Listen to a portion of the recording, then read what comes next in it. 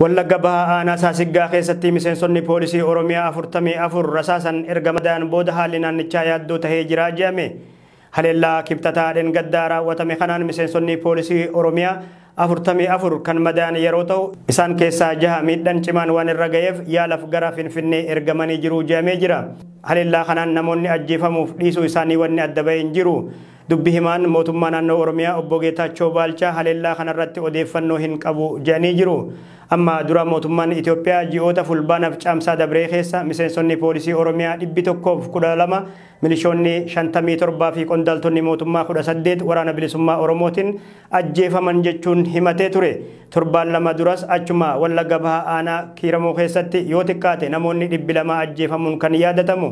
Akka gabaasaa maddeenitti ammoo hagayyaa 31 bara 2021 ganama keessa toora sa'aatii 9 walakkaa irratti waraanni bilisummaa Oromoo maadhee humnoota mootummaa magaalaa Gaalloo irratti haleellaa adeemsisanii jiru.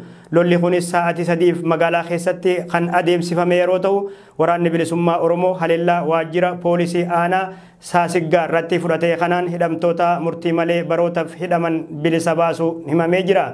Dubbi himaan waraana bilisummaa Oromoo obbo Odaa Tarbii gama isaaniitiin tarkaanfii waraanni bilisummaa Oromoo waajjira poolisii aanaa Saasiggaa irratti fudhate kana fuula Toyotara isaan irratti maxxansee jira.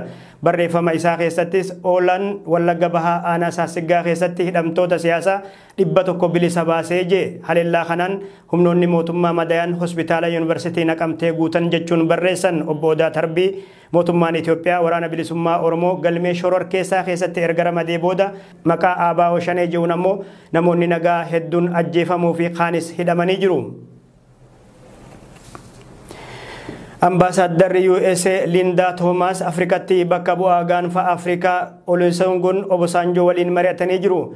Ambaasaadar Linda Thomas Greenfield Twitter isaan irratti barreeffama kaayaniin Obasanjoon gaanfa Afrikaa bakka bu'uun gamtaa Afrikaatiin muudamuu simatanii jiru.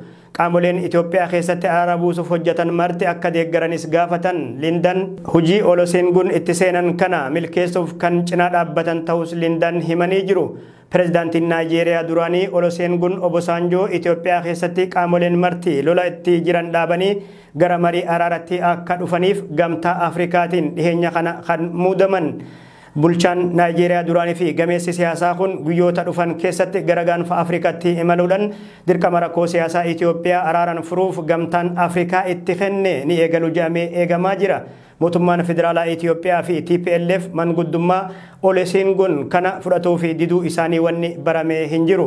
Amma dura mootummaan federaalaa Itoophiyaa garee shororkeessaa TPLF waliin hin dubbadhu jechuun isaa kan yaadatamu. Dubbi himaan TPLF obbo Geetaachoo Raddaa gama isaaniitiin gamtaan Afrikaa loogii qaba jechuun qeeqa dhiheessanii turan.